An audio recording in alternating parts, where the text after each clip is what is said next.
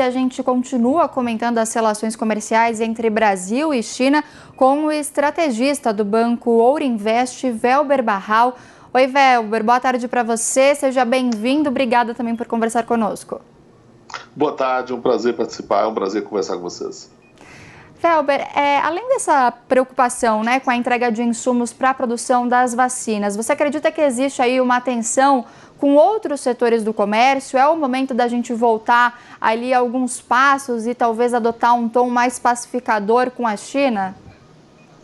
Bom, vamos analisar de duas formas, né? Primeiro, de onde veio a frase do presidente Bolsonaro e depois quais podem ser as implicações, inclusive em relação com a China.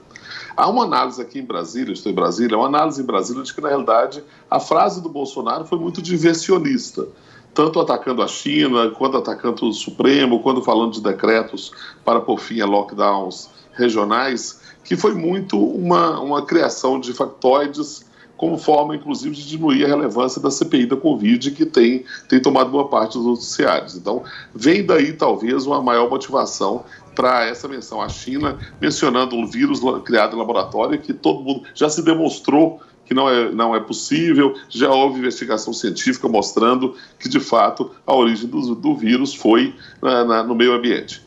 Então, de um lado, a gente tem que entender o que move a política interna brasileira a ter esse tipo de declaração. A segunda parte é quais podem ser as implicações dessas declarações, porque não é a primeira vez que Bolsonaro e sua família acabam atacando a China. E aí, claro, nós temos que lembrar dados que foram mencionados há pouco. A China é o principal parceiro comercial do Brasil, é responsável hoje por 30% das exportações brasileiras, mais de 30%, é 3 vezes mais do que as exportações para os Estados Unidos, por exemplo. É um país que é hoje o principal investidor no Brasil, principalmente em infraestrutura, e não interessa para o Brasil entrar numa rota de colisão com o principal fornecedor da matéria-prima básica para a produção de vacinas hoje no Brasil, principalmente neste momento. Isso parece bastante óbvio. Agora, qual pode ser a reação chinesa?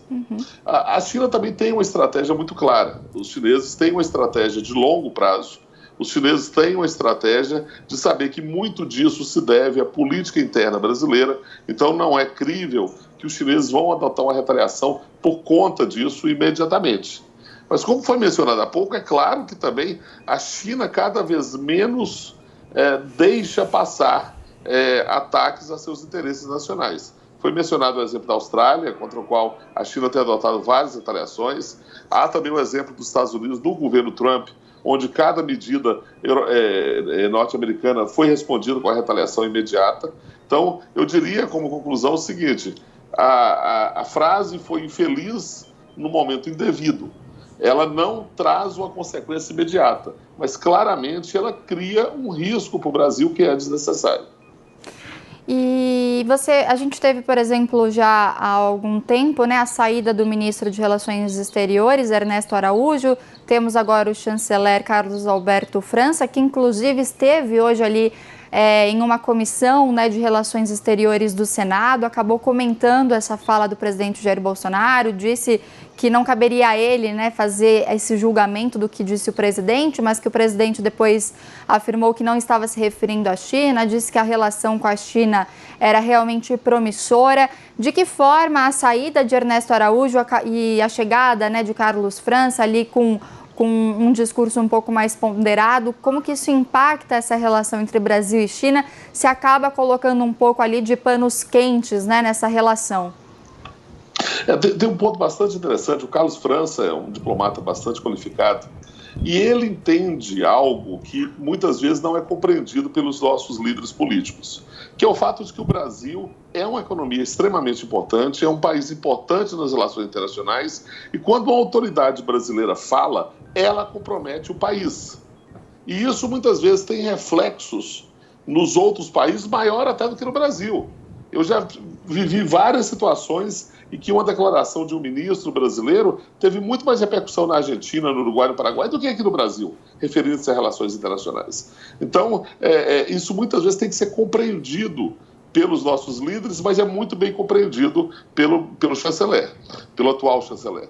Então, a mudança para o Carlos França implicou uma mudança no Itamaraty. O Itamaraty está voltando à sua prática mais tradicional, menos heterodoxa de críticas à a países estrangeiros, principalmente a China. Então, essa é uma notícia boa, mas essa lição precisa ser aprendida ainda por vários atores políticos do Brasil. O que eles falam compromete o Brasil. E esse comprometimento pode ser extremamente negativo, principalmente num momento como esse.